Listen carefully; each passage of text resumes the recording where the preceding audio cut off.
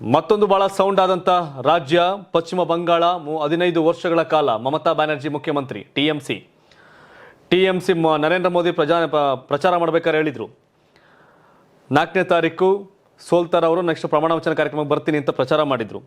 Amit Shah result day ದಿನ ಮುಗಿತವ್ರದ್ದು TMC ಕಥೆ ಅಲ್ಲಿಗೆ ಅಂತ ಹೇಳಿದ್ರು. ಅಂತಿಮವಾಗಿ ಬಿಜೆಪಿ 204 ಸ್ಥಾನಗಳನ್ನ ಗಳಿಸಿದೆ, ಟಿಎಂಸಿ ಕೇವಲ 83.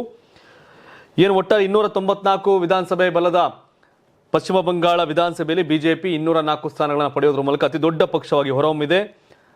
ರಾಷ್ಟ್ರೀಯ ಪಕ್ಷ ಕಾಂಗ್ರೆಸ್ 2 MLA ಗೆದ್ದಿದೆ, ಹಾಗೆ ಕಮ್ಯುನಿಸ್ಟ್ ಪಾರ್ಟಿ 1 MLA ಗೆದ್ದಿದೆ.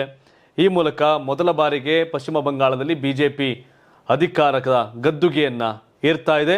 ಸುವೇಂದು ಅಧಿಕಾರಿಗೆ ಆ ಸುವರ್ಣ ಅವಕಾಶ ಸಿಗುತ್ತಾ, ಮತ್ತೆ ಬಿಜೆಪಿ ಅವ್ರ ಲೆಕ್ಕಾಚಾರಿನ ಏನು ಅನ್ನೋದನ್ನ ಕಾದು ನೋಡಬೇಕಾಗಿದೆ.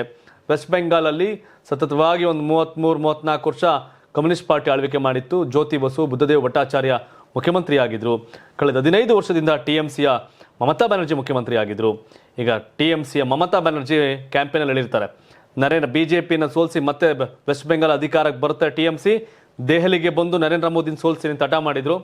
ಆದರೆ ನರೇಂದ್ರ ಮೋದಿಯೇ ವೆಸ್ಟ್ ಬೆಂಗಾಲ್ ಬಂದು ಮಮತಾ ಬ್ಯಾನರ್ಜಿನ ಸೋಲಿಸಿದ್ರು.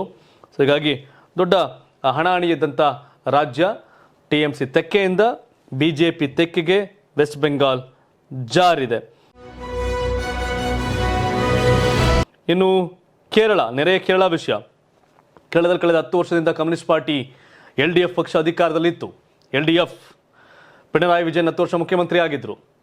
ಈಗ UDF ಭಾರೀ ಬಹುಮತದೊಂದಿಗೆ ಈಗ ಕೇರಳದಲ್ಲಿ ಅಧಿಕಾರಕ್ಕೆ ಬಂದಿದೆ. ಕೇರಳದಲ್ಲಿ ಕಾಂಗ್ರೆಸ್ 63 ಸ್ಥಾನಗಳನ್ನ, ಮುಸ್ಲಿಂ ಲೀಗ್ 22, ಕಾಂಗ್ರೆಸ್ ಮೈತ್ರಿಕೂಟ.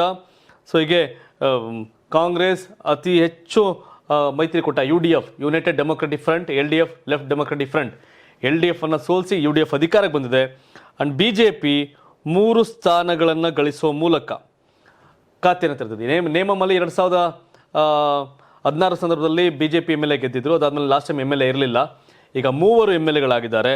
ಕರ್ನಾಟಕದ ಸುವರ್ಣ ನ್ಯೂಸ್ ಮಾಲೀಕ ರಾಜೀವ್ ಚಂದ್ರಶೇಖರ್ ಬಿಜೆಪಿ ರಾಜ್ಯಾಧ್ಯಕ್ಷರು ಕೇರಳದಲ್ಲಿ, ಅವರೀಗ MLAಗೆ ಆಯ್ಕೆಯಾಗಿದ್ದಾರೆ. ಹಾಗೆ ಇನ್ನಿಬ್ಬರು ಉತ್ತರರು MLAಗೆ ಆಯ್ಕೆಯಾಗಿದ್ದಾರೆ. ಸೊ ಕೇರಳದಲ್ಲಿ ಜಮೀರ್ ಅಹಮದ್ ಖಾನ್ 36 ಸ್ಥಾನಗಳಲ್ಲಿ ಕ್ಯಾಂಪೇನ್ ಮಾಡಿದ್ರು. ಕರ್ನಾಟಕಕ್ಕೆ ಯಾಕೆ ಬಾಗಲಕೋಟೆಗೆ ಬರ್ತಾರ, ದಾವಣಗೆರೆಗೆ ಬರ್ತಾರೆ ಅಂತ ಪ್ರಶ್ನೆ ಮಾಡೋರು.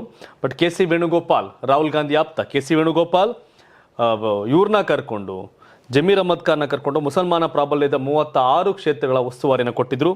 ತನು ಮನಧನವನ್ನು ಅರ್ಪಿಸಿ ಇಲ್ಲಿ ಮುಖ್ಯ ಕಾಂಗ್ರೆಸ್ ಅಧಿಕಾರಕ್ಕೆ ಬರುವಲ್ಲಿ, UDF ಅಧಿಕಾರಕ್ಕೆ ಬರುವಲ್ಲಿ ಜಮೀರ್ ಅಹಮದ್ ಖಾನ್ ಮಹತ್ವದ ಪಾತ್ರವನ್ನು ವಹಿಸಿದ್ದಾರೆ. ಅವರು ಕರ್ನಾಟಕ ಟಿವಿ ಜೊತೆ ಮಾತಾಡಿದ್ರು. ಕೇರಳದಲ್ಲಿ ಅಧಿಕಾರಕ್ಕೆ ಬಂದಿದೆ, ನಮಗೆ ಟಾಸ್ಕ್ ಕೊಟ್ಟಿದ್ರು, ಅದನ್ನು ಪೂರೈಸಿದ್ದೇನೆ. ದಾವಣಗೆರೆ ಕೂಡ ಗೆಲ್ತೀವಿ ಅಂತ ಹೇಳಿದ್ರು. ಕೌಂಟಿಂಗ್ ಟೈಮಲ್ಲಿ ದಾವಣಗೆರೆ ಕೂಡ ಕಾಂಗ್ರೆಸ್ ಗೆಲ್ತು, ಬಾಗಲಕೋಟೆ ಕೂಡ ಗೆಲ್ತು. ಹಾಗೆ ಜಮೀರ್ ಉಸ್ತುವಾರಿ ಕ್ಯಾಂಪೇನ್ ಮಾಡೋಂಥ ಕೇರಳದಲ್ಲಿ ಕೂಡ ಕಾಂಗ್ರೆಸ್ ನೇತೃತ್ವದ ಸರ್ಕಾರ ಬರ್ತಾ ಇದೆ, ಅದು UDF. ಇನ್ನು 4 ಜನ ಮುಖ್ಯಮಂತ್ರಿ ರೇಸಲ್ಲಿದ್ದಾರೆ. KC ವೇಣುಗೋಪಾಲ್, VD ಸತೀಶನ್, ರಮೇಶ್ ಚೆನ್ನಿತ್ತಾಲ್ ಮತ್ತು ಶಶಿ ತರೂರ್. ಸೊ ಇವರಲ್ಲಿ ಬಹುತೇಕ KC ವೇಣುಗೋಪಾಲ್ ಅಥವಾ VD ಸತೀಶನ್ ಇವರಿಬ್ಬರಲ್ಲಿ ಯಾರೋ ಒಬ್ಬರು ಮುಖ್ಯಮಂತ್ರಿ ಆಗುವಂಥ ಸಾಧ್ಯತೆ ಇದೆ. ನೋಡಬೇಕು ಏನು ಮಾಡ್ತಾರೆ ಅಂತ ಇವರು. ಹಾಗಾಗಿ ಕೇರಳದಲ್ಲಿ ಕಮ್ಯುನಿಸ್ಟ್ 10 ವರ್ಷದ ಕಮ್ಯುನಿಸ್ಟ್ ಆಡಳಿತ ಅಂತ್ಯ ಆಗಿ ಕಾಂಗ್ರೆಸ್ ನೇತೃತ್ವದ UDF ಅಧಿಕಾರದ ಗದ್ದುಗೆಯನ್ನು ಏರುವಲ್ಲಿ ಯಶಸ್ವಿಯಾಗಿದೆ. ಇನ್ನು ಬಿಜೆಪಿ, ನಮ್ಮ ಕರ್ನಾಟಕ ಮಾತಾಡುವಂಥ ಕಾಸರಗೋಡು, ಮಂಜೇಶ್ವರದಲ್ಲಿ BJP versus Muslim League fight ಇತ್ತು. ಎರಡರಲ್ಲೂ ಕೂಡ ಮುಸ್ಲಿಂ ಲೀಗ್ ಗೆದ್ದಿದೆ. ಬಿಜೆಪಿ ಕಾಸರಗೋಡು ಜಿಲ್ಲೆಯಲ್ಲಿ ಖಾತೆಯನ್ನು ತೆರೆಯುವಲ್ಲಿ ವಿಫಲವಾಗಿದೆ. ನೀವು ಸಣ್ಣ ಆಗ್ಬೇಕಲ್ವಾ, ಅದು ಒಂದು ಉತ್ತಮ ಆಹಾರದಿಂದ ಸಣ್ಣ ಆಗ್ಬೇಕಲ್ವಾ. ಪ್ರತಿದಿನ ನಮ್ಮ ಜೀನಿ ಸ್ಲಿಮ್ ನ ಯೂಸ್ ಮಾಡಿ ಯಾವುದೇ ಸೈಡ್ ಎಫೆಕ್ಟ್ ಇಲ್ದಂಗೆ ನೀವು ಸಣ್ಣ ಆಗ್ತೀರಾ.